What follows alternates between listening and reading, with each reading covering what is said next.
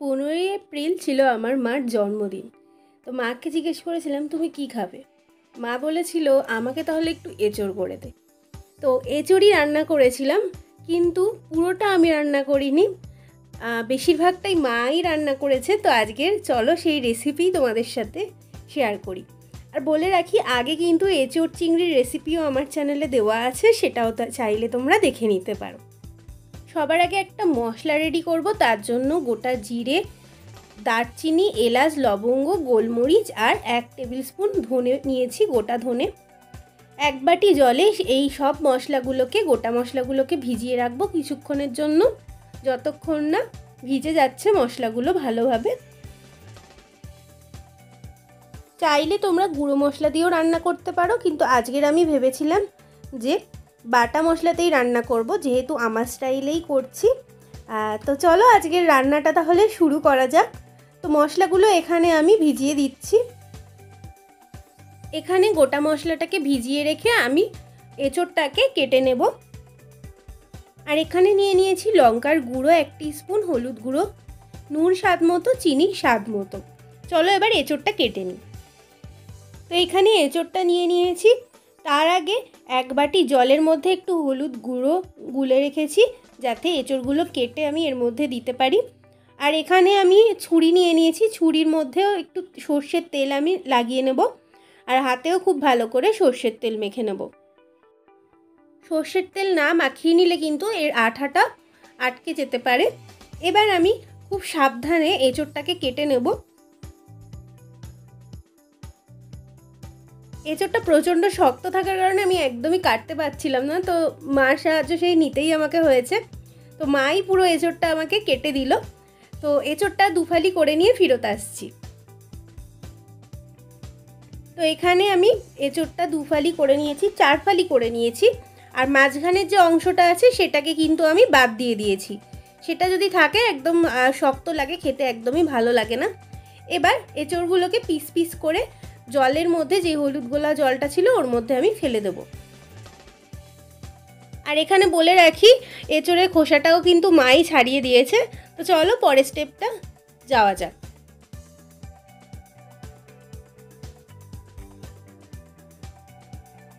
এঁচোড়ের পিসগুলো কিন্তু একটু বড় বড় করেই কাটতে হবে, এতে খেতেও ভালো লাগবে। আমি এখানে এঁচোড়ের ডালনা করেছিলাম পেঁয়াজ রসুন দিয়ে, যেহেতু চাইলে তোমরা নিরামিষও এই রান্নাটা করতে পারো, খেতে কিন্তু একই রকম লাগে, ভীষণ ভালো লাগে।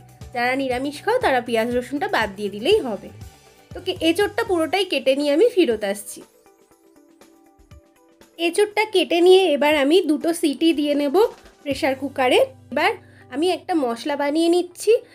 আদা আর এখানে 3টে কাঁচা লঙ্কা নিয়ে নিয়েছি, এটাকে আমি খুব ভালো করে পেস্ট করে নেব। সাথে দিয়ে দিয়েছি 3টে টমেটো, ছোট ছোট টমেটো ছিল তাই 3টে দিয়েছি।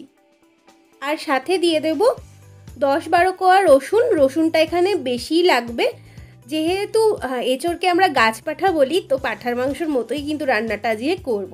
তো চলো এটাকে ব্লেন্ড করে নিয়ে ফেরত আসছি। তো এখানে মশলাটাকে কিন্তু ব্লেন্ড করা হয়ে গেছে। এবার পরের স্টেপে যাওয়া যাক। এবার আগে থেকে যে গোটা মশলাটা ভিজিয়েছিলাম সেটাকে ব্লেন্ড করে নেওয়ার পালা। এটাকেও আমি ব্লেন্ড করে নিয়ে পরের স্টেপ নিয়ে ফেরত আসছি। আর এঁচোড় কিন্তু করতে অনেকটাই সময় লাগে, খুব সময় সাপেক্ষ, সেই হিসেবে ধৈর্য ধরে কিন্তু এঁচোড় রান্না করতে হবে। তো মশলাটা আমি বেটে নিয়ে এবার কড়াইতে দিয়ে দিলাম বেশ খানিকটা সর্ষের তেল। যেহেতু এঁচোড় রান্না করতে আমাদের তেল বেশি লাগবে, তাই জন্য সর্ষের তেল অনেকটাই কিন্তু দিয়েছি। তেলটা গরম হয়ে গেলে এর মধ্যে দিয়ে দেবো সামান্য হলুদ গুঁড়ো। হলুদ গুঁড়োটা দেওয়ার পর এর মধ্যে আমি আগে থেকে ডুমো ডুমো করে আলু কেটে রেখেছিলাম, সেই আলুগুলো দিয়ে খুব ভালোভাবে ভেজে নেব। মাংসর আলু যেমনভাবে লাল লাল করে ভাজা হয়, এখানে এঁচোড়ের আলুটাও কিন্তু বেশ ভালোভাবেই লাল লাল করে ভেজে নিতে হবে। কম আছে এখানে আমি আলুগুলোকে একটু লাল লাল করে ভেজে নিলাম। এবার আলুগুলোকে তুলে নেব।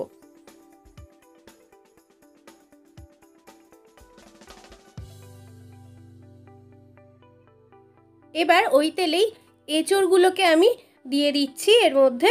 এঁচোড়গুলোকে দিয়েও খুব ভালোভাবে কিন্তু লাল লাল করে ভেজে নিতে হবে।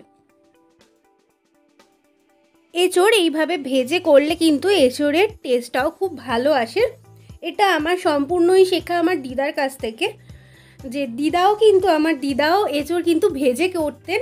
আবার আমাদের বাড়িতে মানে আমার ঠাকুমা করতেন কিন্তু এঁচোড় সিদ্ধ করে ডাইরেক্ট রান্নায় মশলার মধ্যে কষিয়ে নিতেন। কিন্তু এঁচোড় আমি ভেজে করে দেখেছি, এঁচোড় কিন্তু ভেজে করলে কিন্তু টেস্ট খুব ভালো আসে। বেশ কিছুক্ষণ ধরে এঁচোড়টা কিন্তু ভেজে নিয়েছি, আর এঁচোড়ের রঙটাও কিন্তু এখানে চেঞ্জ হয়ে গেছে। এবার এঁচোড়গুলোকে আমি তুলে নেব কড়া থেকে, তারপরে আবার পরের স্টেপ নিয়ে আমি ফেরত আসছি। এঁচোড় ভাজার পর ওই তেলেই আমি আরেকটু সামান্য তেল দিয়েছি, তেলটা গরম করে নিয়ে ওর মধ্যে দিয়ে দিলাম গোটা জিরে ফোড়নে। জিরেটা একটু লাল লাল করে ভেজে নেব কম আঁচে। জিরেটা ভাজতে ভাজতে এর মধ্যে আমি দুটো তেজপাতা দিয়ে দিলাম, একটুখানি আবারও ভেজে নেব কয়েক সেকেন্ড ধরে। এবার এর মধ্যে দুটো পেঁয়াজ আমি একদম ঝিরিঝিরি করে কুচিয়ে রেখেছিলাম, সেই পেঁয়াজটা দিয়ে দিলাম। পেঁয়াজটাকেও একটু লাল লাল করে ভেজে নেব।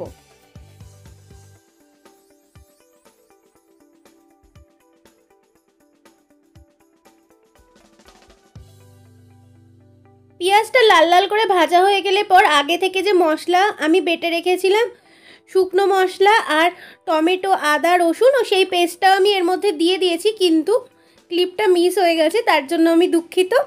তো মশলাগুলো দেওয়ার পর আবারও খুব ভালোভাবে কষিয়ে নিতে হবে। এবার হলুদ গুঁড়ো, নুন, চিনি আর লঙ্কা গুঁড়ো যেটা আমি আগেই দেখিয়েছিলাম সেই মশলাটাও এবার দিয়ে দিলাম, দিয়ে আবারও খুব ভালোভাবে কষিয়ে নিলাম। এই মশলাটাকে কিন্তু খুব ভালোভাবে কষাতে হবে যতক্ষণ না মশলা থেকে তেল বেরিয়ে আসছে আর মশলার কাঁচা গন্ধটা যতক্ষণ না চলে যাচ্ছে। এবার আমি এর মধ্যে দিয়ে দিলাম মশলা ধোয়া জল।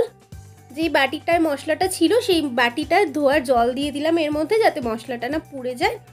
এবার আবারও একটু ভালোভাবে কষিয়ে নিচ্ছি, আর কালারটাও কিন্তু দারুণ এসছে। এবার এর মধ্যে আমি দিয়ে দেবো আগে থেকে যে আলু আর এঁচোড়টা আমি ভেজে রেখেছিলাম সেটা আমি দিয়ে দিলাম এর মধ্যে, দিয়ে আবারও খুব ভালোভাবে মশলার সাথে আলু আর এঁচোড়টাকে কষিয়ে নেব। গাছ পাঠার এই রেসিপিটা বাড়িতে এরমভাবে বানিয়ে দেখবেন, খুব ভালো লাগে খেতে। মাংস খাচ্ছেন না এঁচোড় খাচ্ছেন বোঝাই কিন্তু যায় না। তো এখানে আমার মশলাটা কিন্তু ভালোভাবে কষানো হয়ে গেছে এঁচোড় আর আলুর সাথে। এবার আমি এর মধ্যে দিয়ে দিচ্ছি সামান্য জল, আর এই জলটা কিন্তু আমি গরম জলই ইউজ করেছি। এখানে আমি 2 গ্লাস মতো জল দিয়েছি। আলুটা যাতে সেদ্ধ হয় সেই কারণে, এঁচোড় তো আগে থেকেই সেদ্ধ করা, আলুটা সেদ্ধ হওয়ার জন্যই জলটা দেওয়া। আর যদি আলু আর এঁচোড় আগে থেকে আপনারা সেদ্ধ করে নেন সেই অনুযায়ী জলটা আপনারা দেবেন, আর কষা কষা রাখতে চাইলে সেই হিসেবে জলটা কিন্তু কম বেশি করে নেবেন। তো এখানে ঝোলটা ভালোভাবে ফুটে উঠলে এটাকে আমি ঢাকা দিয়ে রেখে দেবো 10 মিনিটের জন্য কম আছে। ঢাকা দিয়ে রেখে দিচ্ছি 10 মিনিটের জন্য। 10 মিনিট বাদে আবার ফিরে আসছি। 10 মিনিট বাদে ফিরে এলাম। আমার কিন্তু এঁচোড়ের তরকারিটা একদম রেডি হয়ে গেছে। আবারও ভালোভাবে একটু মিশিয়ে দিচ্ছি, কালারটাও কিন্তু এখানে খুব সুন্দর এসছে। পরোটা, ভাত বা পোলাওয়ের সাথে খেতেও কিন্তু ভীষণ ভালো লাগবে এই রান্নাটা। তো এখানে আমার কিন্তু এঁচোড়ের এই তরকারিটা একদম রেডি। আপনারাও এরমভাবে বানান, আর আমাকে জানাতে ভুলবেন না কেমন লাগলো। ভালো লাগলে অবশ্যই লাইক, কমেন্ট আর শেয়ার করতে ভুলবেন না। নতুন বন্ধু হলে অবশ্যই আমার চ্যানেলে সাবস্ক্রাইব করে পাশে থাকবেন। পুরনো বন্ধু হলে অবশ্যই একটা লাইক আর কমেন্ট করতে ভুলবেন না। ইউটিউব থেকে দেখলে অবশ্যই সাবস্ক্রাইব করবেন, আর ফেসবুক থেকে দেখলে অবশ্যই ফলো করতে কিন্তু ভুলবেন না।